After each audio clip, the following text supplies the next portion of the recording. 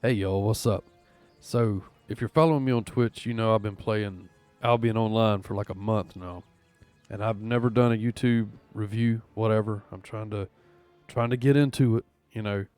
But needless to say, if you know me, if I've been playing a game for a month, I like it. Now, that being said, it may not be for everybody. I think it's definitely not for everybody. Albion Online is a special game. Like I said, I love it. It's an MMO for sure, and I love MMOs. I love old school, boring MMOs, if you will. This one is interesting because, as far as I know, everything in the game is made by players, farmed by players. Like, there's no stores. You don't go to a store to buy something. It's all if you want a sword, you find a sword, you make a sword, you buy a sword. That sword was made by a player, as far as I understand it. So that's interesting. I love that aspect of it. Something else. It's a full loot, and this turned me off for a long time. Full loot PvP. However, it's only in certain zones, which I didn't know that, and I like that. More on that later. I will say I have been playing it for a month, and I have had premium, which we'll get to. That's a whole nother thing. It is a free to play game, but there is a premium option, and it's like I think it was like $15 a month, which is typical for MMOs. It's WoW, Elder Scrolls Online, that type of stuff. So we'll get to that. But the gameplay is I've described it as kind of like a mix between, in a way, it feels like Diablo type gameplay with a little bit of like old school RuneScape vibes to it, like how you move around and stuff. It uses the like Lost Ark with the QWERTFD, that kind of stuff for your abilities. I'm used to 1 2 3 4 and shift and all that. It took getting used to for me, but I'm sure you know other people find that way easier. I don't, but I got used to it and I'm slow, so I think you can too. There's no classes. Whatever weapon you use, it's your class, and it's really neat. You can mix and match armors. Like I'm wearing, I think, plate armor on my feet, and I've got like a mage hood or something, and like some robes, So you can mix and match all sorts of weapons, all sorts of armors, and each type has its own little subclass, which is really neat. And there's a huge like skill tree and whatnot that you can get into as well. And there's no levels or anything like that. It's like y'all remember Oblivion, right? It's like that. If you want to get better at using a bow and arrow, well, guess what? You're gonna need to use a bow and arrow. If you want to get better at sword and shield, you got to use sword and shield. If you want to get better at chopping down trees, get out there and chop down some trees. And then you invest points into the learning system to advance that. And this is kind of where premium comes in, because the grind is real. Even with premium, after a certain point, once you get to certain tiers and whatnot with the skill tree, it gets crazy grindy, which I love. Again, it's super chill, just going out in the woods, chopping trees, killing foxes and wolves and bears and all that kind of stuff. Um, with premium, you get a certain number of learning points per day, and once you get to a certain threshold for the next level of a skill, you can use those learning points to go ahead and take you about the rest of the way there, which is like once you hit maybe 30% learned, you can use your learning points you've accumulated to push you to the 100% to the next tier, which will give you a little upgrade for speed, gathering yield, that type of stuff. And then once you get to the next like master tier or whatever, I can't remember what they're called, then you get to another, you can use a better axe, you know what I mean? You can use a better knife. It's like the journeyman, adept, master, elder, that kind of tier system. So the more you do it, the better you get, the better equipment, the faster you can do it, and the more rare materials you can gather with that. So it is super grindy. Again, I love it. I think with the free to play, you can earn learning points as well, but it's capped out. I think 10 a day, maybe. I don't remember. And you have to do dailies. You have to do like a daily thing, and I don't know what the dailies are. That's about my limit of knowledge on that. If you want to know more, there are a billion other reviews that know a lot more about this game than I do. This is just from playing a month, pretty relaxed playthrough. The crafting works the same way. You want to get better at crafting stuff? Well, you got to craft stuff. You got to get the materials, and the refining, same thing. You want to take these stones, turn them into blocks. You do that. The more you do it, the better you'll get, the more efficient you'll get at it. In terms of the combat, again, I think it's like Diablo in a way, kind of like Lost Ark, Diablo type stuff. It's not as, I don't think it's as hard as that, but to me, that's how it feels. It doesn't seem overly complex. I'm mainly using a certain type of fire staff. So I don't really have any experience with the bows and the arrows and the spears and the hammers and all the tons of weapons. I have no idea. But to me, I'm sure it can get min-maxed to crazy. I don't really do that. But to me, it's pretty chill. I'm not all about combat. I mainly do gathering, refining, fishing, that kind of stuff. Like I said before, I'm not really into PvP, but there is PvP, and that is a huge portion of the game. Revolves around PvP, getting materials. There's faction warfare that you can join, territory control on maps, stuff like that. I haven't really experienced it. That's not my thing. But if you like the general, feel of Albion as I've described it, if you think this would interest you, I could see myself probably enjoying PvP. And I rarely say that about games that aren't, solely PvP like Call of Duty or something like that. I don't do PvP in WoW. I didn't really do PvP in ESO, anything like that. But I could really see myself doing PvP in Albion just because of how fluid the combat is and just how cool I think the weapon progression and that type of stuff is as well. But to me, there's a satisfying amount of PvE content as well.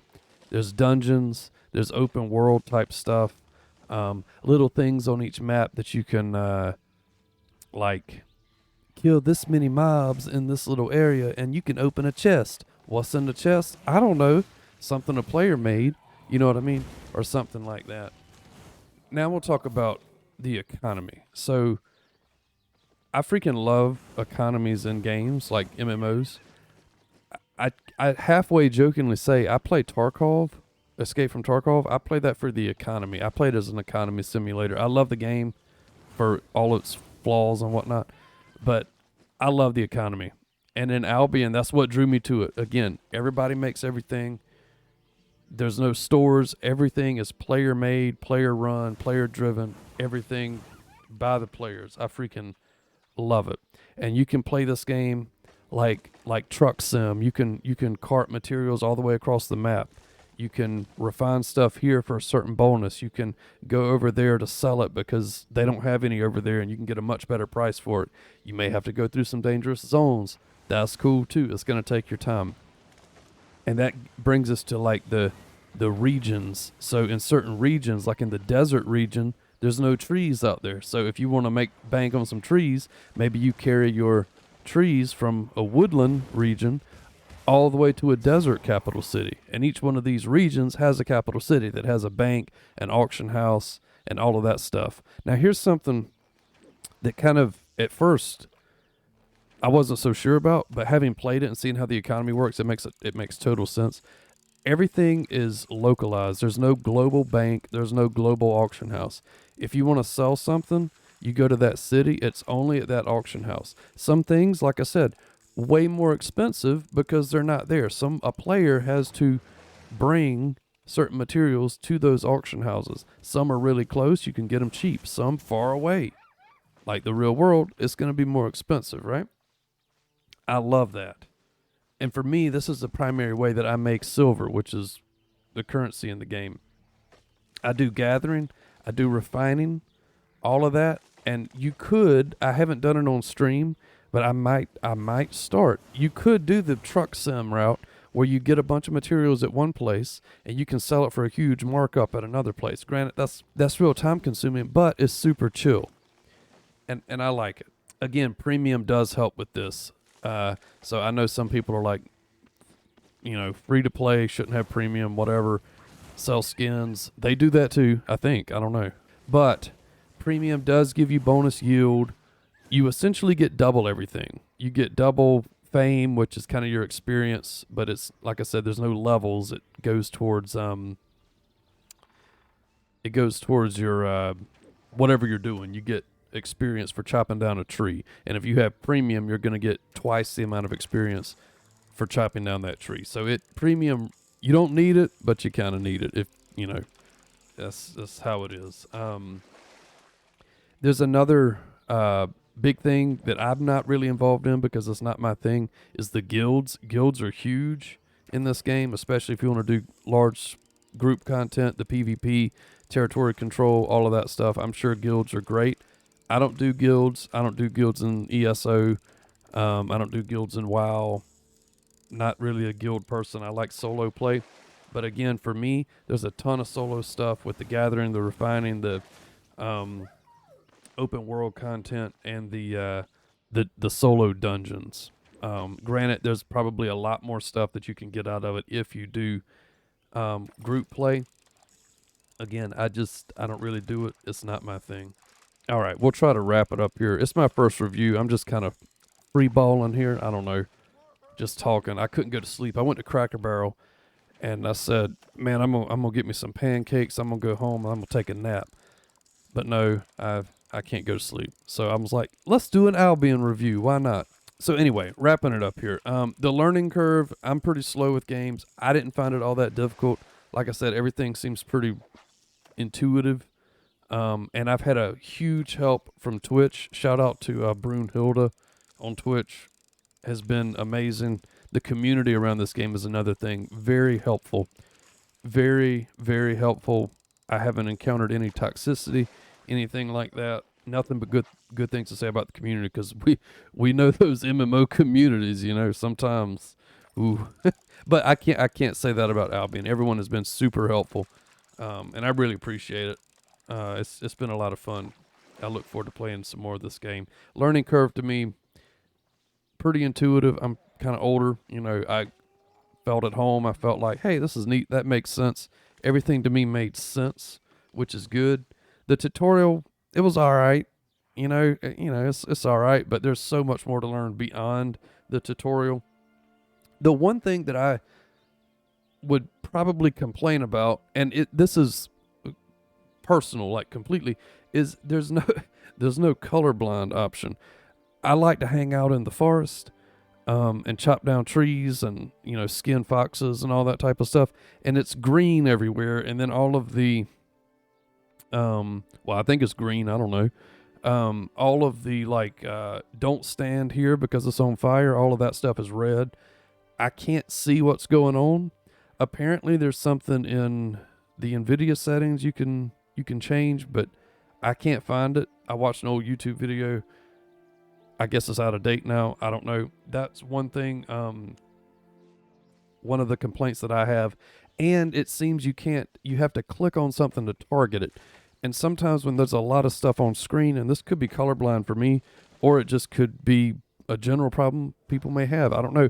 I can't see what I'm clicking on, especially if there's a lot of enemies. It's like, wait, who am I targeting? But the one really good thing, and Final Fantasy 14 does this too, is you can change everything about the HUD. You can move your bars all over the place. You can customize all of that, which is fantastic. I don't really do ratings or anything like that in general, but like I said, I like it. I think it's great. Free to play, you could try it out. Community's great. Come say hey to me on Twitch, link down below. Might as well try it. And yeah, for 1 month, I've had a ton of fun with it, and I look forward to playing some more. Thanks for watching.